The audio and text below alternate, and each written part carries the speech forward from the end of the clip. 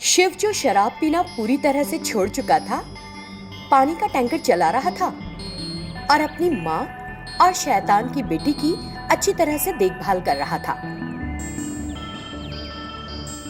लेकिन वो फिक्र में रहता था क्योंकि कमाए हुए पैसे उनकी जरूरतों को पूरा करने के लिए काफी नहीं पड़ रहे थे।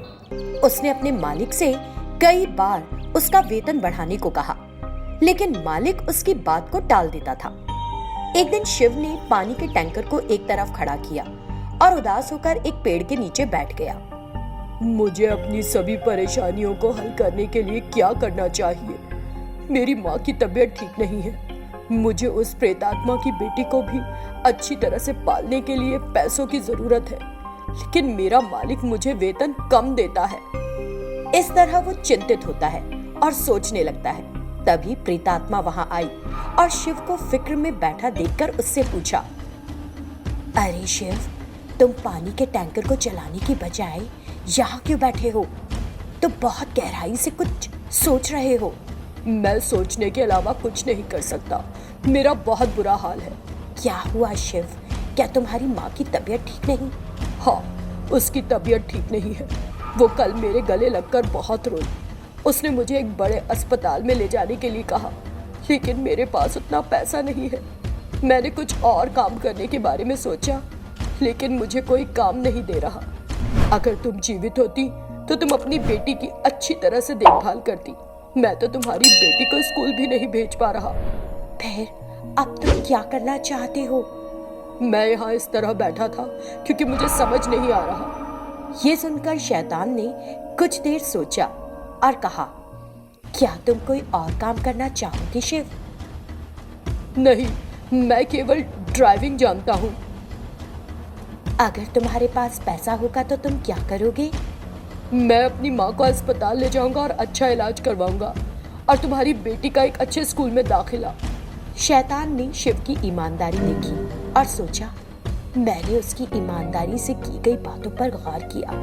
वो अपनी माँ और मेरी बच्ची के लिए बहुत जिम्मेदार महसूस कर रहा है, लेकिन वो चिंतित है क्योंकि उसके पास पैसा नहीं। मुझे कुछ करके उसे ज्यादा पैसा कमाने में मदद करनी चाहिए। ऐसा सोचकर प्रेतात्मा एक जंग लगा पानी का टैंकर ले आई और उसे शिव को दे दिया। देखो शिव, इस टैंकर को ले लो और इसकी मरम्मत करवा लो। तुम अपने मालिक को बताकर उसकी नौकरी छोड़ दो और अब इस टैंकर को चलाओ, तब तुमको और पैसे मिलेंगे। ये टैंकर अच्छा तो लग रहा है, लेकिन मेरे पास इसे ठीक करवाने के लिए पैसे नहीं है। मैं अभी भी मुझसे हुई पहली गलती के लिए मैकेनिक को पैसे दे रहा हूँ। अब इसकी मरम्मत नहीं करवा पाऊंगा। इसकी मरम्मत में तो बहुत पैसा लगेगा। नहीं, मैं नहीं करवा पाऊंगा। ठीक है, मैं इस पानी के टैंकर की मरम्मत करके तुमको दे दूंगी। इतना कहते हुए प्रेतात्मा ने बहुत मेहनत की और उस पुराने पानी के टैंकर को ठीक कर दिया। वो एक नए टैंकर की तरह चमकने लगा। जैसा कि प्रेतात्मा ने कहा था, शिव अपने मालिक के पास गया और कहा, मालिक, मैं कल से काम पर नहीं आऊंगा। मैंने एक पानी का टैंकर खरीद लिया है। आप दूसरे ड्राइवर को लगा लीजिए अपने पास। इतना कहकर उसने पानी का टैंकर मालिक को दे दिया और अपने पानी के टैंकर के पास आ गया। तब से शिव खूब मेहनत कर रहा है। कमाए हुए पैसों में कुछ बचत के रूप में रखता है। कुछ दिनों के भीतर उसने अपनी माँ के इलाज के लिए और प्रेतात्मा की बेटी की शिक्षा के लिए काफी पैसा कमा लिया। इससे शिव बहुत प्रसन्न हुआ।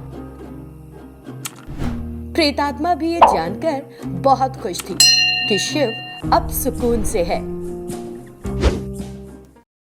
वह एक सुंदर गांव था और वहां एक स्वामी रहते थे।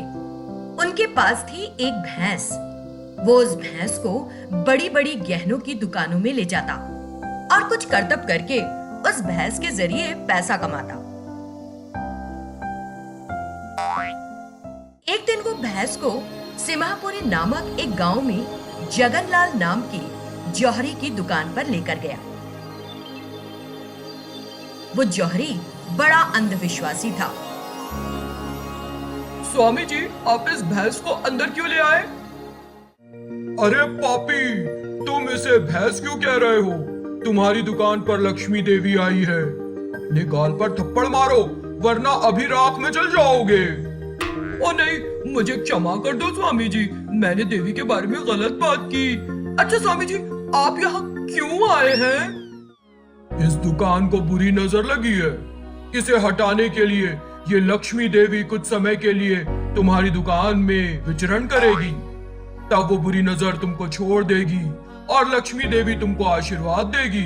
फिर तुम्हारा कारोबार और बढ़ जाएगा। ये सुनकर जगनलाल के दिल में लालच आ गया। स्वामी जी, ये काम अभी करो, लक्ष्मी देवी को मेरी दुकान में घूमने दो, तो फिर हमें बाहर जाना होगा। पूरे दुकान में विचरने के बाद लक्ष्मी देवी खुद बाहर आ जाएगी। जगनलाल कहता है ठीक है। फिर दोनों दुकान से बाहर आ गए। कुछ समय बाद वो भैंस भी बाहर आ गई। अब तुम्हारी दुकान से बुरी नजर दूर हो गई है, तुम्हारी किस्मत आज से बदल जाएगी। धन्यवाद स्वामी जी। अब स्वामी जी उस भैंस को लेकर वहां से चले गए।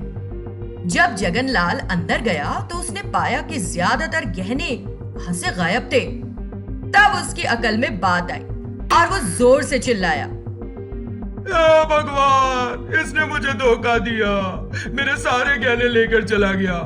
ये कहकर वो बहुत रोया। फिर वो एक पुलिस अधिकारी के पास गया और उसे सारा मामला बताया। किसी में किसी की आस्था हो सकती है, लेकिन अंधविश्वास करना तो ठीक नहीं। जब तक आप जैसे लोग मौजूद हैं, तब तक इस तरह के नकली स्वामियों की संख्या बढ़ती ही जानी है। कुछ दिन बीत गए। वो पुलिस अधिकारी उस स्वामी की खोज में लगा था। एक दिन उसने उस नकली स्वामी को देखा जो भैंस के साथ एक गहनों की दुकान से आ रहा था। तब पुलिस अधिकारी ने चेकिंग दस्ते के पास जाकर कहा, उस स्वामी और उसकी भैंस को चेक करो। उस गार्ड ने कहा ठीक है। जब स्वामी वहां आया तो उस व्यक्ति ने कहा, तुमको इस चेकिंग मशीन से गुजरना होगा। ठीक है। इतना कहते हुए स्वामी उस मशीन के बीच से गुजर गया, लेकिन मशीन से कोई सायरन नहीं बजा। अपनी भैंस को लाओ। लेकिन क्यों? तुम भैंस के नाम से इतना डर क्यों गए? हमें कुछ शक है, इसीलिए हम जांच कर रहे हैं। तुम अपने पद का नाजायज फायदा उठाकर भगवान का अपमान कर रहे हो, तुम्हारा पूरा जीवन बर्बाद हो जाएगा। लेकिन पुलिस अधिकारी ने उसकी बातों को नहीं सुना और उस भैंस की जांच करनी चाहिए। जैसे ही भैंस मशीन से गुजरी, उन्होंने सायरन सुना। वो असली भैंस नहीं, बल्कि एक खिलौना भैंस थी। उसके अंदर था एक आदमी। पुलिस अधिकारी ने देखा और उसे बाहर आने के लिए कहा। वो आदमी जो डरा हुआ था उस भैंस से बाहर निकल आया। मुझे माफ कर दो सर, ये स्वामी ने मुझे करने के लिए कहा था। अरे नकली स्वामी, क्या तू इस खिलौना भैंस के अंदर एक आदमी रखकर दुकानों में डकैतियां करता है? इतना कहते हुए उसने उसकी धुनाई करना शुरू कर दी। फिर उस नकली स्वामी ने माफी मांगी और कहा, सर, मैं आपको वे सारे गहने और पैसे दे दूंगा जो मैंने चुराए हैं। मुझे छोड़ दो सर। तुम उन्हें वापस दिए बिना कहीं जा भी नहीं पाओगे। इतना कहते हुए वो उस नकली स्वामी को पुलिस स्टेशन ले गया। फिर उसने सभी चुराए गए गहनों को उससे हासिल किया और उन व्यापारियों को वापस दे दिया।